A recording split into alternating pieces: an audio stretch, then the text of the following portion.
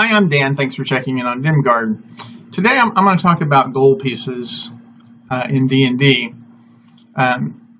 It's a topic that comes up a lot in Dimgaard, both whenever I'm talking to other DMs who are using the Dimgaard campaign, but more frequently when I have new players joining my Dimgaard campaigns.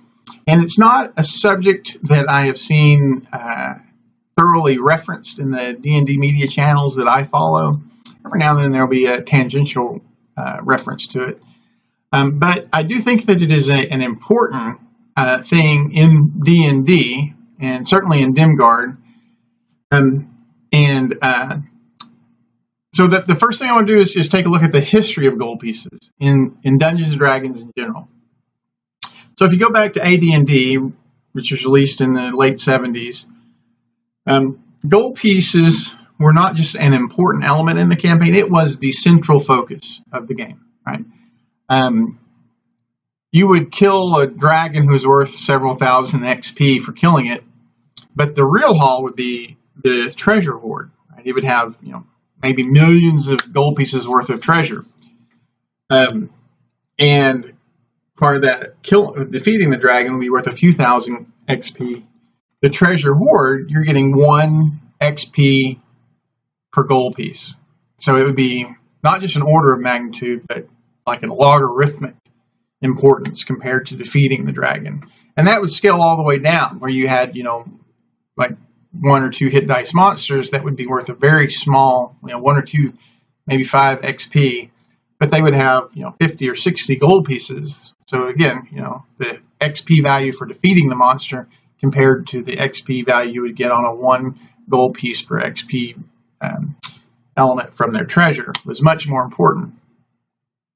And then if you follow the progression of that, it becomes less and less important over time. 3.5 gold pieces were still an important factor, but they were no longer the central factor, right? But you still had XP, you had gold pieces associated with advancing to the next level. You had magic items would have a listed gold piece cost associated with them, and so there was kind of an implication there that somewhere you could buy them for those prices. But by the time we get to 5th edition, gold pieces are just an afterthought. They are really just a role-playing device. In the player's handbook, there's a section on adventure gear, weapons, armor, that have the fundamental gold piece costs associated with them. But there are none of these big gold piece sinks that you have as you advance through your career, the way you had in previous editions. Now, I think a lot of that progression has to do with the greater environment around D&D. So AD&D was very much inspired from the pulp fantasy genre from like the 1920s to the 1970s, where you had like characters like Conan the Barbarian or Fawful and the Grey Mouse, or even the Hobbit, right? So the Hobbit is a loot run, right? They're like, the Smaug has all this money, we're going to go get it.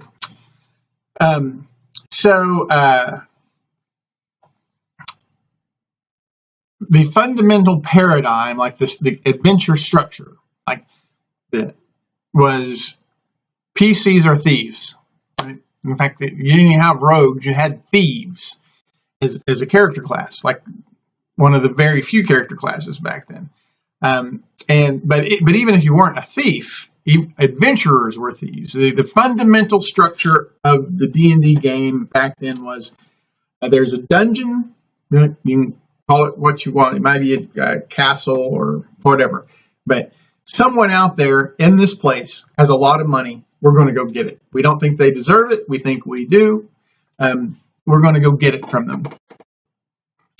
And again, that was influenced by the pulp fiction that it inspired the game. But then, if you look at the heroic fantasy progression, when we get into the pulp heroic fantasy, by the time we get into the early aughts, it has changed significantly. Right? If you look at the Shannara series or anything written by Piers Anthony, or on and on, the drivers of those stories are not, let's go get that money. Right? The drivers of those stories are, there is an impending cataclysm. We need to stop that.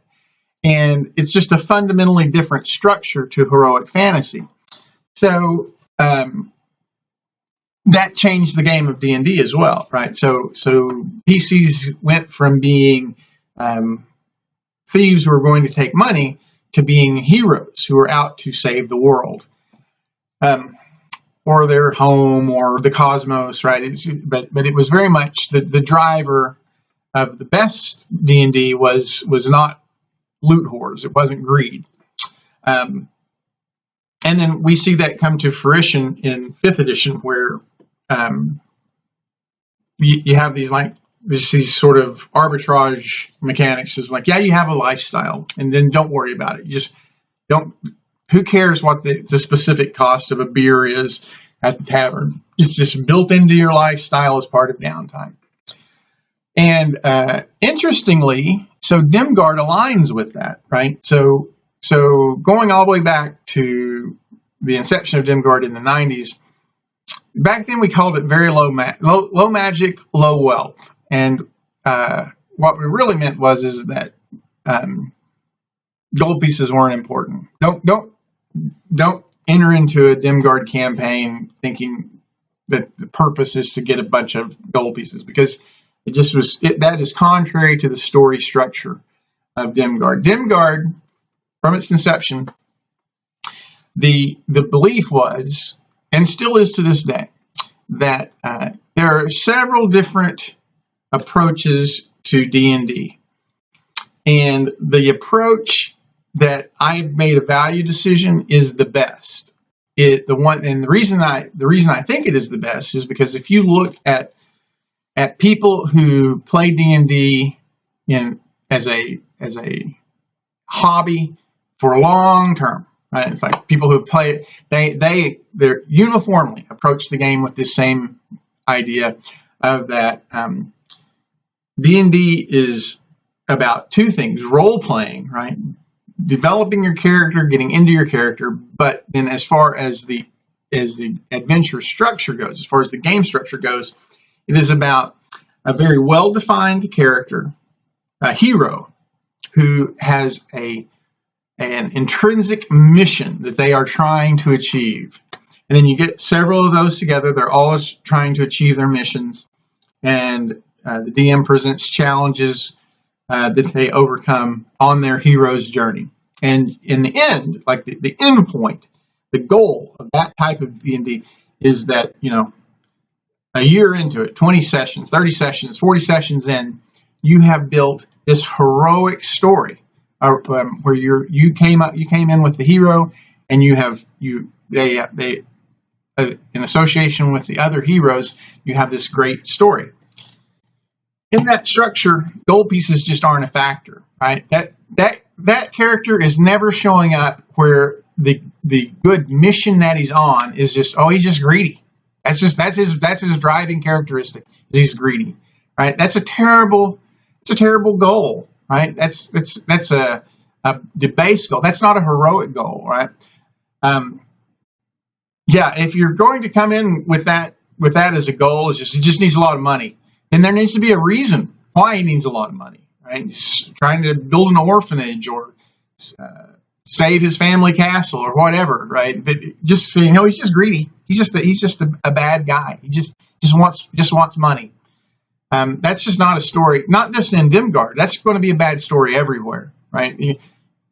That's not a collaborative story, right? That's not something that people can share with you and build towards. So Dimgaard, from its inception, eschewed that idea, which was very prevalent in 2nd edition. Right? There were a lot of let's get a lot of money type characters out there, but as time has progressed, the broader game has aligned closer and closer to Dimgaard in that philosophy.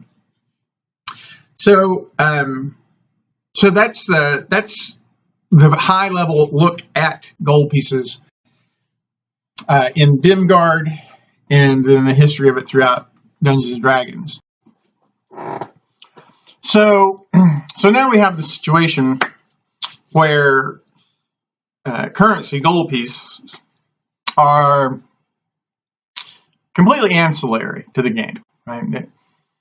They're taken care of as a matter of downtime behind the scenes, and in general are not an important facet of the character. I mean, a character can define themselves as poor or rich or anywhere in between from a role-playing standpoint, but the actual circulation of gold pieces is not going to be something that is intrinsic into the game or into the characters. However, with things of importance in the game, do have significant gold pieces costs associated to them. For example, $1,500 gold pieces for full plate. Right, virtually every party is going to have at least one or two characters who are heavy armor wearers. The game expects, like, and the story and the characters, right? Like, I mean, what is a dwarf paladin if they don't eventually get full plate, right? It's just the structure of the character. It's just intrinsic to the character and the expectations. So, how do we get that? How do we get that in Dimgaard? If we're not going to be dropping, 100 gold pieces after this adventure, 100 gold pieces, and eventually they accumulate 1,500 gold pieces and go buy it. Well, what we do instead is we provide the opportunity to establish role-playing relationships. Right? So we will have someone like Carl the Smith who can create full plate. We give within the context of the story, within the adventure structures, we give players or characters access to Carl. We give opportunities for the characters to establish within Carl's belief that, oh, you know what, this is someone who should have full plate. I should make this person full plate. Maybe they do a service for the kingdom, and they do a service for Carl personally. They rescue his daughter, whatever. But we don't actually drop 1,500 gold pieces in there, right? We give the PC the opportunity to establish a strong character-defining relationship with Carl the Smith. Carl the Smith is going to refine and says, okay, I will have your full plate for you in a certain amount of time, which ideally would correspond to about when it would be expected. So maybe they establish that relationship at second level, and we do a little planning out and say, oh yeah, you can have that about the time you're seventh level or sixth level or whatever we want that to be, about the time that the encounter mechanics expect heavy armor wearers to have full plate. And we do that all the way through. So for example, Hero's Feast. Hero's Feast requires a plate, a jeweled serving dish worth at least 1,000 gold pieces. So in Dimgaard, we're not just going to drop 1,000 gold pieces worth of loot here and there and say, go buy it, right? That's not a good story builder, right? We don't like that. What we want is we want to have the opportunity for characters to establish a relationship with a potter or a jeweler or whoever could make those on a consistent basis, so that when they get to 13th level and they're going to need those, they have an integral story reason, right? Like, I'm now friends with Bill the jeweler who can make these plates for me one every, I don't know, month or whatever the time frame is, so that I know that I can. This does several things. It does place a constraint on the use of that spell, right?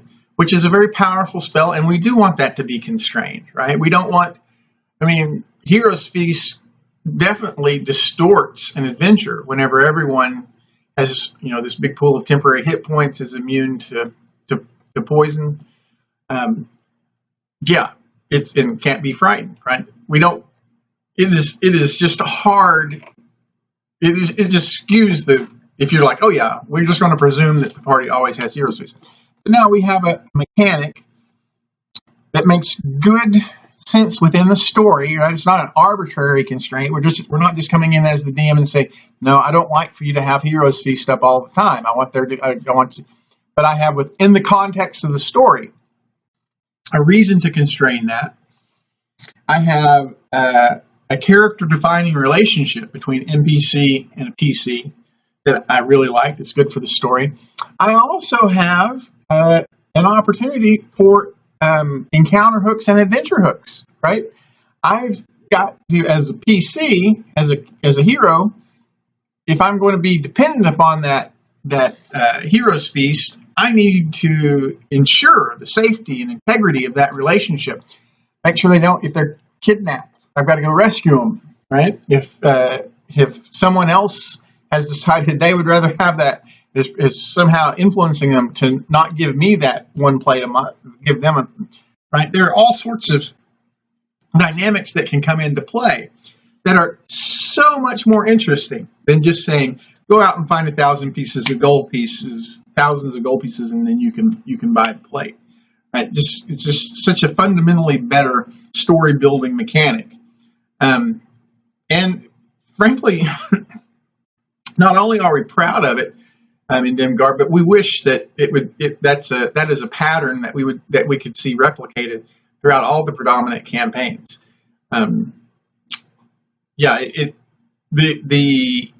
The lack of importance of gold pieces in Dimgaard is one of the big strengths of the Dimgaard campaign. It so much allows the players to focus on the good stuff in the story and not the accounting, not the minutia of tracking expenses. Yeah, your arrows are paid for, your drinks are paid for. Yeah, go out and do heroic stuff. Forge strong role-playing relationships with NPCs and each other. Right? Don't worry about the money. The money is just a behind-the-scenes, unimportant mechanic.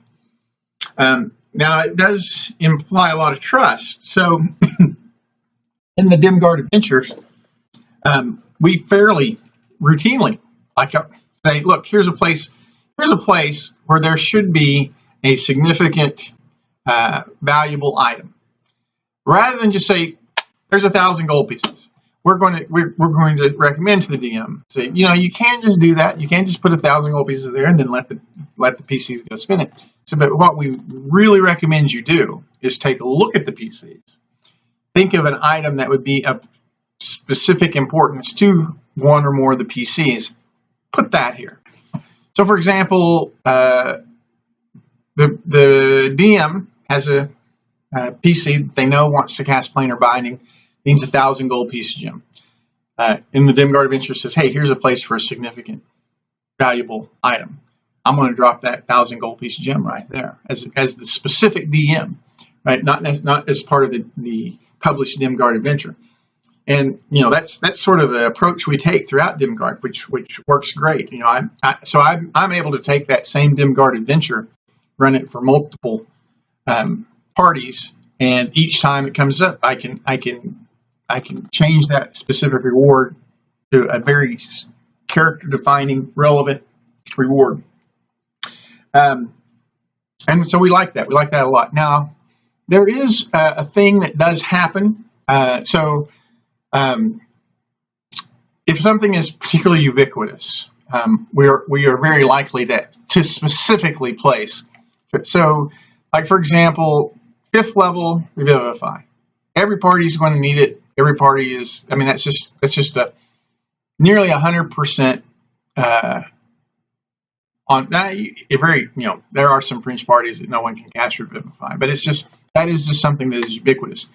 So very commonly, if we have an adventure for 6th level PCs, we will go in and say, yeah, here's 300 gold pieces worth of gems, right? And we may do that like once a level. Plan on doing that about once a level, so that they have Revivify available. Maybe even we're going to do that we've done it several times in ongoing adventures with full plate. Like we've had a mechanic at second level saying, look, if they do this at second level or first level or third level, then when they get to sixth level, they will have full plate available for them. Right? The king will commission their full plate, or the local smith will owe them this favor, and that will be the way he will repay them. So things that are just we're very sure are going to be a part of almost every campaign. We're going to go ahead and drop that into the adventure series, but usually we're going to have a very open-ended. Here's a place to drop a valuable reward. So that's the way Dimgaard works. We're very happy with the way that it works in that respect. I would say very proud, even so. I always like to close these with an invitation. I'm active on several media channels, especially related to D&D. You can join this YouTube channel, like this video. That helps with the algorithm, helps get these videos seen by more people. I'm on Twitter, I'm on Discord, Reddit, Facebook. If you're somewhere and you think, hey, that might be Dan from Oklahoma or from that does Dimgaard, it probably is me. I don't think I'm not evasive about it, and as far as I know, I don't have any imposters pretending to be me. So if you think it's me, it's probably me, and I encourage people to engage me. I try to be infinitely available, especially if you have a particular perspective on Dimgaard that you want to share, either a criticism or comment, recommendation of some kind. While, like I said, we are very confident in Dimgaard, we're very happy with Dimgaard, it doesn't mean that we think that Dimgaard is perfect and can't be improved. We'd like to gather as much information as we can from other perspectives. And then finally, if you are participating in Dimgaard, I encourage you to share Dimgaard in some fashion in your media channels. It's much more influential for an unbiased observer to share a link to a Kickstarter or a video than it is for the members of the campaign staff like myself to do that. That's much more self-serving, right? And take an independent observer is going to take that less seriously than if someone who is legitimately believes it's a good thing to share. And thanks again for taking the time to check in on Dimgaard today.